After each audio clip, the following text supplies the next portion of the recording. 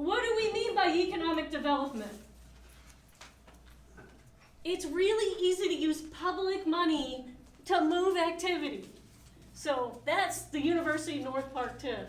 We can make things happen there.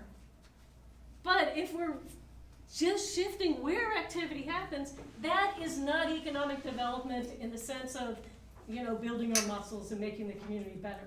Now, if you're a developer and you own that property, that's exactly what you want. You don't care where the money comes from. Your property value gets increased. And so I think this is a confusion when people say economic development. I like to think of community development better. So it's hard to create new activity, particularly when we're talking about entertainment and retail. We talk about public-private partnerships. Okay, this is what that means.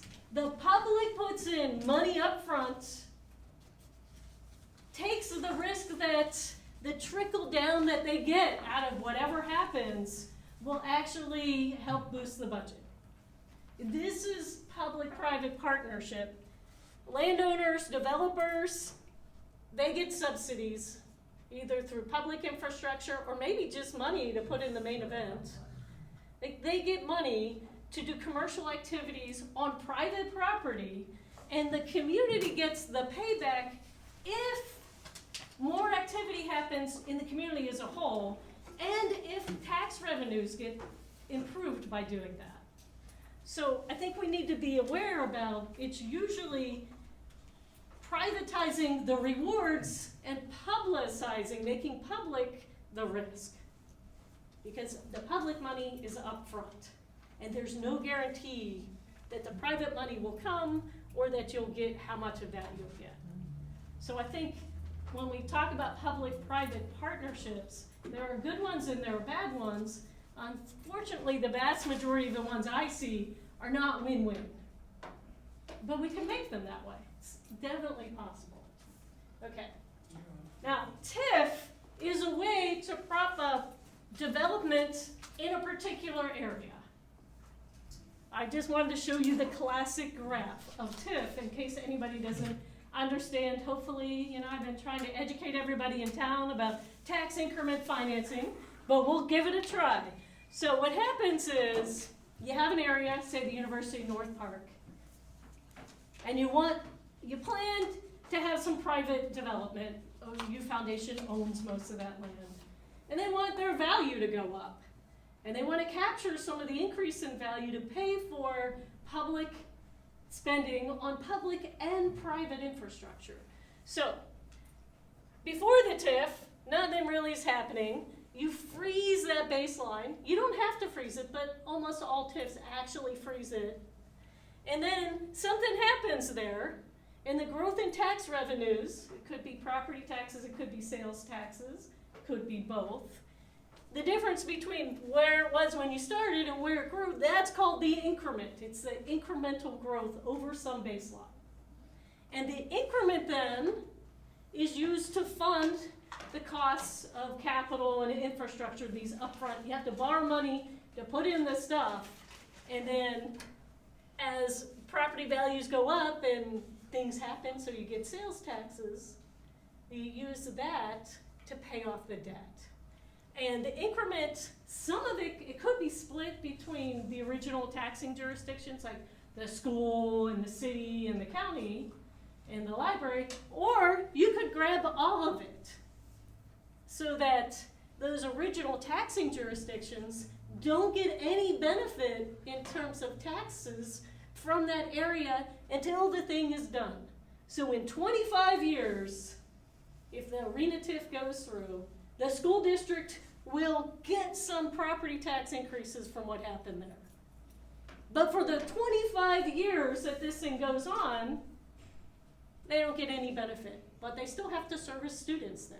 The city still has to service police, fire, infrastructure there. And the city is not getting any of the benefit of the growth there until the thing is done. So think about this. 25 years from now, the city budget will get a benefit of this increase in activity that would happen in the arena TIF. That, my friends, is not a good investment. Okay. I don't mean to interrupt, and I'm not, That's gonna okay. take a lot of time. Are most TIFs 25 years? In Oklahoma, yes. Okay. They don't have to be. 25 years is the max, and because they want wiggle room, they just said 25 years. It's till the TIF expires or all the spending is done. So the University of North Park TIF 2 still has $4 million sitting in it. So even though we're not diverting funds from it until every dollar is spent, or is it 2030? 2031 is the target end date, but our finance director, and I don't fuss with him on the committee, likes to say, well, it can go on longer if we haven't spent all the money by then.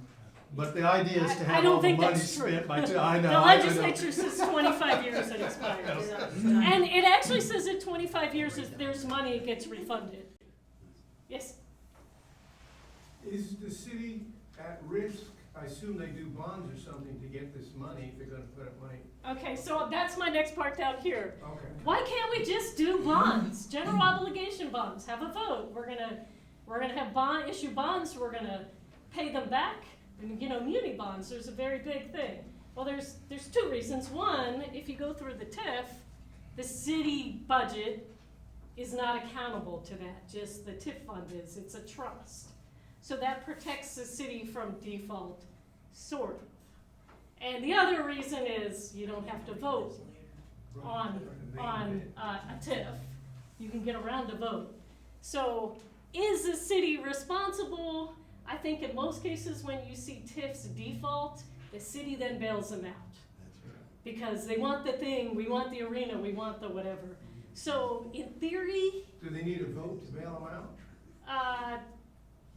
Probably not, depends on how they bail them out. yeah.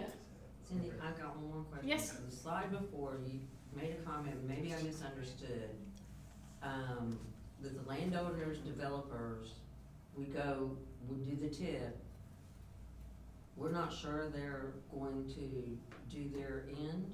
Well, We you don't- could possibly write a contract that says if you don't build the lifestyle center, you pay us back for Legacy Park. In fact, we had a contract like that. But then when the University of North Park TIF unraveled, the amended project plan said, oh, you don't have to pay us that $8 million back. Did I get that right? Pretty sure I got that right. Yes. So the arena TIF has zero clawback, zero penalties if they don't meet the obligations. And in fact, the language is like, we're gonna build up to so much housing subject to market demand. Right. Which, I'm not a lawyer, but I can imagine being a lawyer and saying, well, it's subject to market demand, so there was no standard we had to meet.